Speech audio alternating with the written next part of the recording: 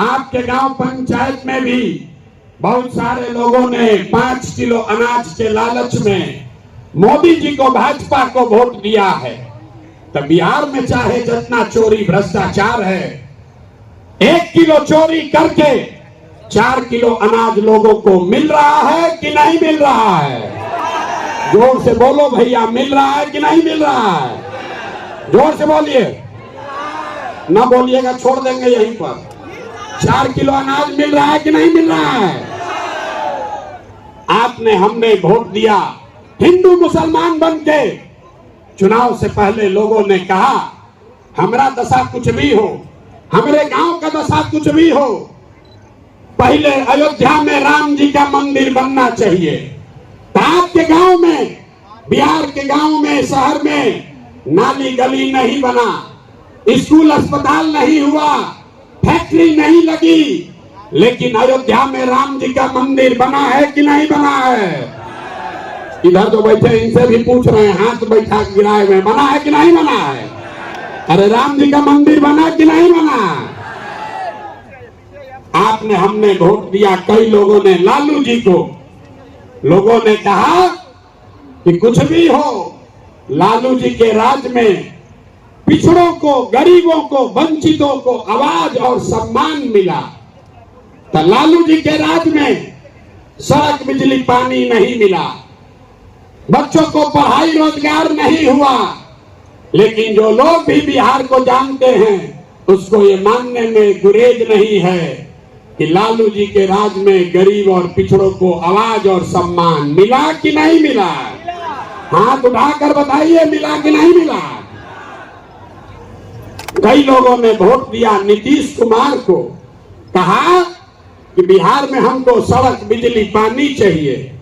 तो नीतीश के राज में इसी बदहाल बिहार में बिजली का बिल 2000 आए चाहे 6000, स्मार्ट मीटर भले आपके गर्दन को दबा के लगा रहा है, लेकिन घरे घरे बिजली आया है कि नहीं आया है? अरे बिजली आया है कि नहीं? हाथ उठाओ, आया है कि नहीं आया है? आपने, हमने वोट दिया मोदी जी को सिलेंडर के लालच में। तो यहाँ पर सिलेंडर का दाम 1000 हो कि 1200, घरे घरे सिलेंडर बटा है कि नहीं बटा है? अरे बटा है कि नहीं बटा है? यहाँ का आदमी दोबारा कहने पर बोलता है, बोलिए बटा है कि नहीं बटा है?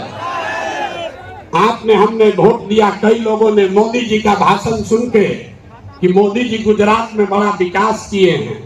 तो भैया गुजरात में तो विकास हो रहा है, पूरे देश का पैसा ले जाकर मोदी जी गुजरात के गांव गांव में फैक्ट्री लगा रहे हैं, और पूरे बिहार से आपके, हमारे बच्चे गुजरात में जाकर नौकरी मजदूरी कर रहे हैं कि नहीं कर रहे हैं?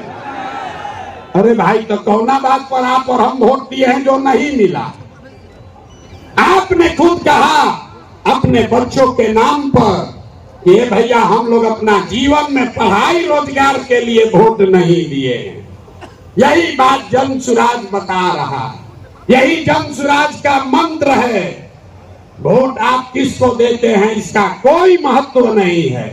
महत्व इस बात का है कि वोट किस बात के लिए देते हैं। आपने अनाज के लिए वोट दिया तो अनाज मिल रहा है, मंदिर के लिए वोट दिया, मंदिर बना है, आवाज के लिए वोट दिया तो लालू के राज में आवाज मिला है, बिजली के लिए वोट दिए तो नीतीश के राज में बिजली आया है, गुजरात के विकास के लिए वोट दिए तो गुजरात में विकास हुआ है। लेकिन आप में से किसी ने अपने बच्चों के पढ़ाई रोजगार के लिए किसी को वोट नहीं दिया, इसीलिए बिहार के बच्चे अनपढ़ और मजदूर रह गए। ये बात समझाने का अभियान का नाम है जन सुराज। मेरे भाई, अगर पढ़ाई और रोजगार चाहिए तो एक बार पढ़ाई और रोजगार के लिए वोट देना होगा। अगर अपने बच्चों का विकास चाहिए तो अपने बच्चों के लिए वोट देना पड़ेगा। अब एक अंतिम सवाल, सब लोग जरा सोच के बताइए, और कुछ हो या ना हो, आपको अपने बच्चों की चिंता है या नहीं है? उठाइए हाथ और दिखाइए, है कि नहीं है? सब लोग हाथ उठाकर बताइए भैया है कि नहीं है? तो बच्चों का भविष्य कैसे सुधरेगा? दुनिया में जितने विद्वान हैं उन्होंने बताया कि बच्चों का भविष्य सुधारने के लिए गरीबी से निकलने का 3 ही वो रास्ता है, पढ़ाई, जमीन और पूंजी। 3 ही रास्ता है गरीबी से निकलने का। अगर आप पढ़ लिख जाएगा, आपका बच्चा पढ़ लिख कर नौकरी रोजगार कर लेगा तो उसकी गरीबी खत्म हो सकती है। अगर आप पढ़े लिखे नहीं हैं, आपके पास जमीन हो तो खेती किसानी करके भी आपका बच्चे का जीवन सुधर सकता है। और अगर दोनों नहीं है तो पैसा पूंजी अगर हो, कोई आपको कर्ज भी दे दे तो कोई ना कोई छोटा मोटा रोजी रोजगार दुकान व्यापार करके भी आप अपना जीवन सुधार सकते हैं।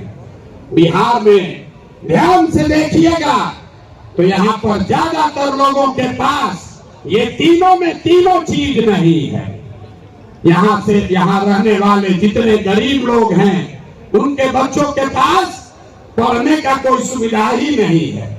गरीब का बच्चा जा रहा है पढ़ने, वहां पढ़ता नहीं है, खिचड़ी खाया और घरे चला आया।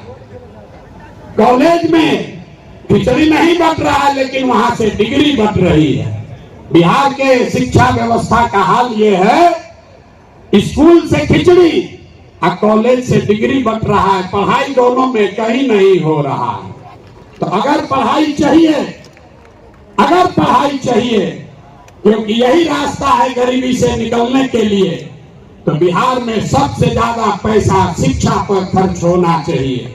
इसलिए जनसुराज कह रहा है कि जब हमारी व्यवस्था बनेगी तो 1 घंटा के अंदर शराबबंदी को उठाकर फेंक देंगे। 1 घंटा के अंदर शराबबंदी को उठाकर फेंक देंगे। अब लड़का को बुझाया नहीं कि भैया शराबबंदी और पढ़ाई का क्या लेना देना, हम बताते हैं क्या लेना देना है। अगर बिहार में विश्व स्तरीय विश्व देश का सबसे अच्छा शिक्षा व्यवस्था बनाना है तो 5 लाख करोड़ रुपया चाहिए।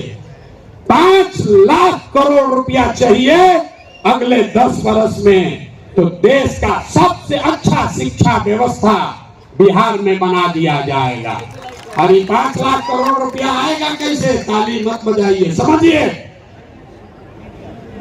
जो शराबबंदी हटाएंगे तो ये तय किया कि शराब से आने वाला टैक्स का पैसा वो बजट में नहीं जाएगा, नेताजी के सुरक्षा के लिए नहीं खर्चा होगा, सड़क बिजली पानी के लिए नहीं होगा। जितना शराबबंदी के टैक्स का पैसा होगा अगले 20 वर्ष बिहार में सिर्फ और सिर्फ नई शिक्षा व्यवस्था बनाने के लिए खर्च किया जाएगा। अब समझ में आया काहे हटाना चाहते हैं? हर बरिस 20,000 करोड़ रुपया शराबबंदी के चलते नुकसान हो रहा है, तो 20 बरस के पैसे को, शराब के टैक्स को अगर आप नई शिक्षा के व्यवस्था के लिए खर्चा करें तो 4 लाख 5 लाख करोड़ रुपया बिहार के बच्चों के मुस्तकबिल को बदलने के लिए उपलब्ध हो जाएगा। तब आपकी सभा में पूछ रहे हैं, बताइए ये योजना लागू होना चाहिए कि नहीं लागू होना चाहिए? ना, जोर से बोलिए। शराबबंदी हटाकर उस पैसे से नई शिक्षा व्यवस्था बनाना चाहिए कि नहीं बनाना चाहिए? ना बोले, हाथ ना उठ रहा है अभी, हाथ उठाकर बोलिए जोर से। ना, जिसको ना बोलना है ना बोलो, बोलिए हटना चाहिए कि नहीं हटना चाहिए? हटना चाहिए। तो हम ये नहीं कह रहे हैं कि शिक्षा व्यवस्था बनाएंगे, उसका रास्ता भी आपको बता रहे हैं। 5 लाख करोड़ रुपया जुटाएंगे इसी बिहार से और ऐसी शिक्षा व्यवस्था बनाएंगे कि पूरे देश से लोग जैसे नालंदा विक्रमशिला में पढ़ने आते थे वैसे यहीं पर पढ़ने आएंगे, तभी बिहार ज्ञान का भूमि फिर से बनेगा। होना चाहिए ना? होना चाहिए। तो एक बार जोर से ताली बजाइए, तो बजाइए जोर से ताली। ना हुआ अरे अपने बच्चों की शिक्षा व्यवस्था के लिए आप इतना ताली भी नहीं बजा रहे हो यार, जोर से बजाइए ताली। इस सदन ने इसको अप्रूव कर दिया ना, शराबबंदी जाएगा, नई शिक्षा व्यवस्था आएगी। दूसरा रास्ता ये 15 बरस से ये शिक्षा व्यवस्था से क्या होगा, 0 से 15 साल, 15 साल से कम उम्र के आपके जितने बच्चे हैं वो इतना बढ़िया पढ़ लेगा कि उसको बिहार की व्यवस्था पर वो बोझ नहीं बनेगा। हम लोग सरकारी विद्यालय में पढ़े हैं, लेकिन हमको नाली गली नहीं चाहिए, हमको अनाज सरकार से मुफ्त में नहीं चाहिए, क्योंकि हम अपने पैर पर काबिल हो गए। तो पहला लक्ष्य है कि 15 साल से कम उम्र के बच्चों के लिए इतनी अच्छी शिक्षा व्यवस्था बना दी जाए कि आने वाली पीढ़ी में कोई बच्चा बिहार की व्यवस्था पर बोझ न बने। लेकिन जो 15 साल से ज्यादा हो गया, अब तो कैसे पढ़ेगा, वापस नहीं पढ़ सकता है। तो उसके लिए जमसुराज का दूसरा सूत्र है, 15 साल से 50 साल के उम्र तक के लोगों को जो फिर से वापस जाकर पढ़ाई नहीं कर सकता है, उसके लिए जमसुराज का मंत्र है, हर हाथ में उसको सरकारी नौकरी मिले या न मिले। हम कह रहे हैं कि साल भर में पलायन रोक देंगे, लोग कह रहा कैसे रोक देगा, अभी इसी सभा में बताते हैं कैसे रोक देंगे। जमसुराज का मंत्र है, सरकारी नौकरी मिले या न मिले, 10 से 12 हजार रुपया का रोजी रोजगार सबको मिलना चाहिए। और ये मिलेगा कैसे, ये मिलेगा पूंजी के ताकत से। ये पूंजी आएगा कहां से, हम उनसे कह रहे हैं, हमको विशेष राज्य का दर्जा नहीं चाहिए, हम लोग बिहारी नहीं हैं, हम आपको बताते हैं रास्ता, हमको नहीं चाहिए दिल्ली की मेहरबानी। बिहार के लोगों में, आपके बाजुओं में, हम लोग के दिमाग में सरस्वती की इतनी कृपा है कि हम लोग अपना रास्ता खुद बनाएंगे। वो लोग हमको क्या देगा, बिहार से हम लोग उनकी मदद करेंगे। तो रास्ता आपको बताते हैं। पिछले साल बिहार में हमने बिहार की जनता ने बिहार के बैंकों में पैसा जमा किया, 4,61,000 करोड़ रुपया। हमने मिलकर कितना पैसा जमा किया, 4,61,000 करोड़।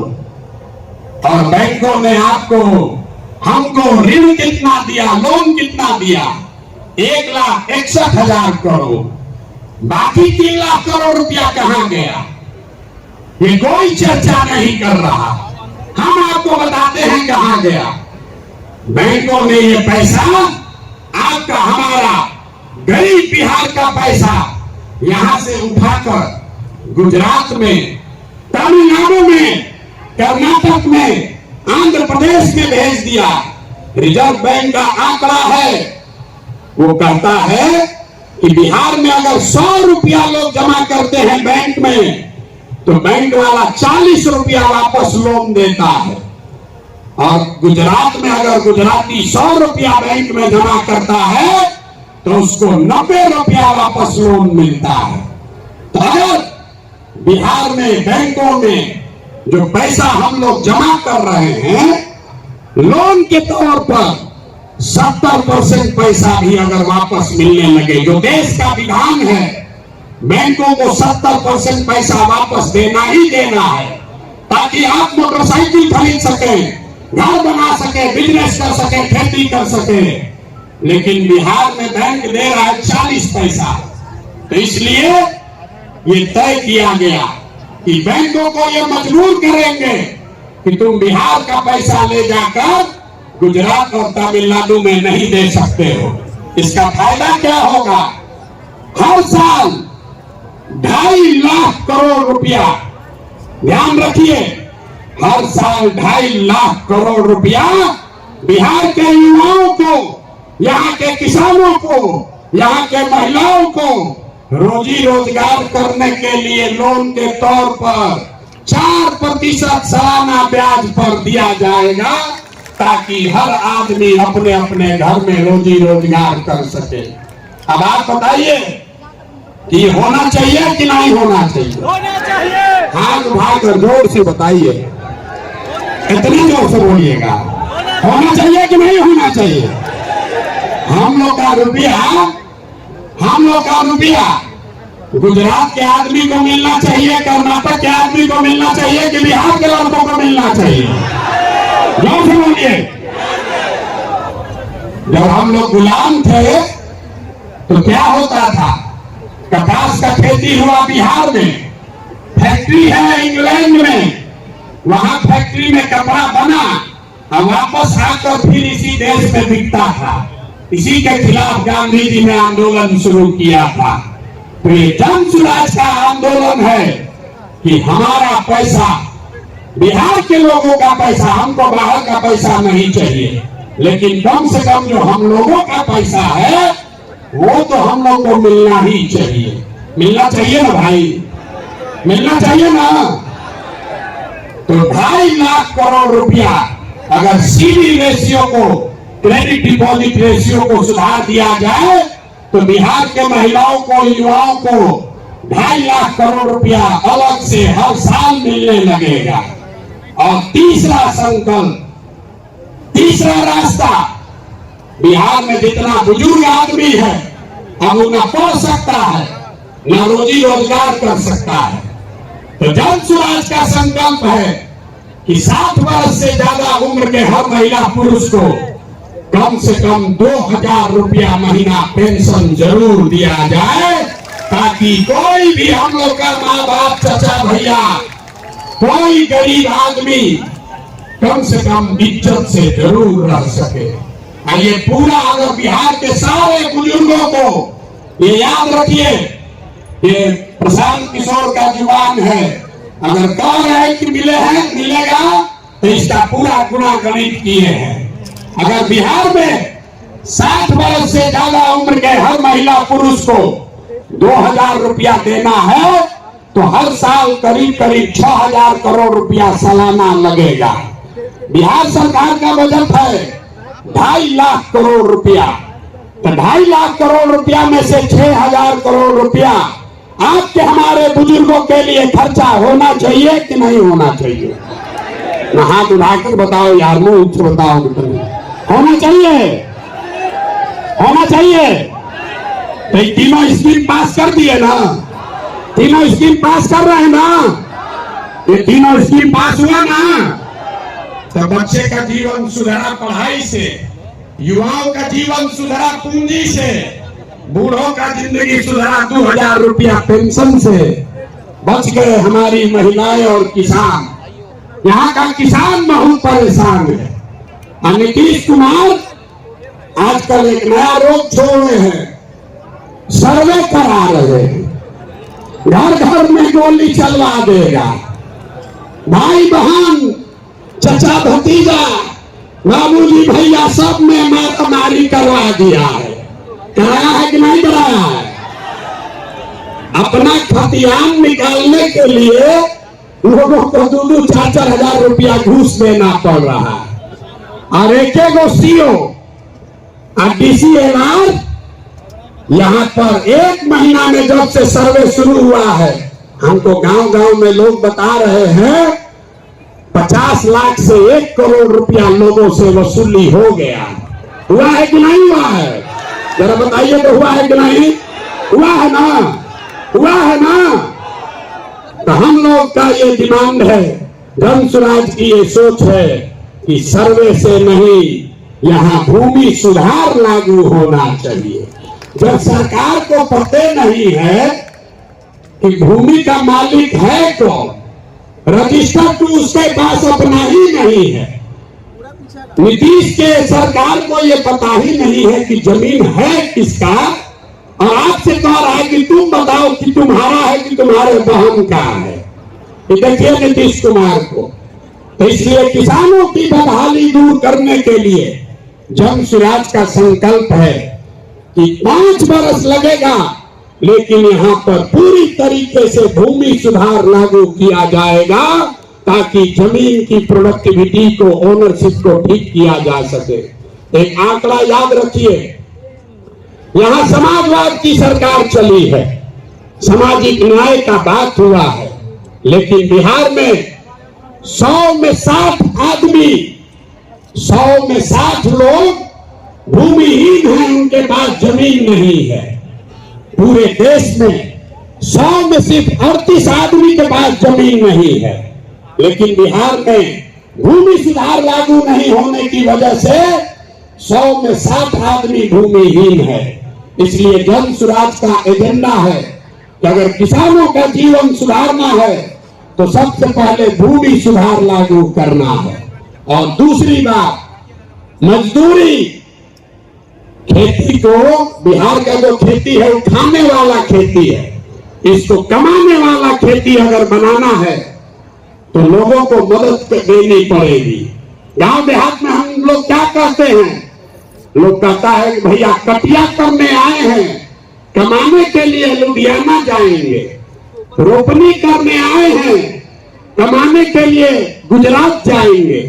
आदमी खेती करने आया है, कहता है कि हम खाने की व्यवस्था करने आए हैं, कमाने के लिए बाहर जाएंगे। तो इस व्यवस्था को बदलने के लिए जन सुराज का मंत्र है कि खाने वाली खेती नहीं, कमाने वाला खेती होना चाहिए। और जितने लोग खाने वाला खेती, धान गेहूं को छोड़कर बढ़िया सब्जी मसाला का खेती में जाएंगे, उसके लिए मजदूरी मुफ्त कर दिया जाएगा। अब आदमी कहेगा, ए भैया पैसा कैसे आएगा? तो जैसे पढ़ाई का आपको पैसा का रास्ता बताए, युवाओं को रोजगार का पैसा का रास्ता बताए, बुजुर्गों के पेंशन का पैसा का रास्ता बताया, तो वैसे ही आपको बता रहे हैं कि किसानों के लिए मजदूर मुफ्त कैसे मिलेगा। बिहार सरकार को हर साल अगर हम चाहें तो 10,000 करोड़ रुपया हम लोग को मनरेगा के तहत मिल सकता है। तो अगर मनरेगा के मजदूर को खेती से जोड़ दिया जाए, किसानों को खेती करने के लिए मनरेगा का मजदूर दे दिया जाए, तो बिना 1 रुपया एक्स्ट्रा खर्चा के हर वो किसान जो अपना खेती बेहतर करना चाहता है उसको मजदूर मुफ्त में मिलेगा और उसके लिए 1 रुपया खर्चा नहीं होगा। नुकसान किसका होगा? जो मनरेगा में 40% पैसा लोग कमा रहे हैं, उनका बड़ा भारी नुकसान होने वाला है। क्योंकि मनरेगा का मजदूर अगर सीधे किसान को मिल जाए तो किसान अपने मजदूर से काम कराएगा और उसकी आमदनी भी बढ़ेगी। अब एक अंतिम महिला बच गई। महिलाओं का अगर जीवन सुधारना है, सब महिला हमको गांव-गांव में कही है, भैया हमको रोजी रोजगार करने के लिए कुछ साधन दीजिए। तो हम लोगों ने तय किया कि बैंकों को ये कहा जाएगा कि जो भी महिला लोन लेना चाहती है रोजी रोजगार के लिए, उसको 4% सालाना पर 4%, अभी जो जीविका वाला चल रहा है इसमें 2-2.5% महीना का लगता है, सालाना 30% ब्याज। और हम लोग कह रहे हैं कि सिर्फ 4% सालाना पर हर वो महिला जो कोई न कोई रोजी रोजगार करना चाहती है उसको सरकारी गारंटी पर लोन दिया जाएगा और बाकी का 6% सरकार देगी। होना चाहिए ना भाई? एक अगर हाथ उठा कर बताइए, 5 एजेंडा पास कर रहे हैं आप? ये 5 एजेंडा पास कर रहे हैं ना? इसको आगे बढ़ाया जाए ना।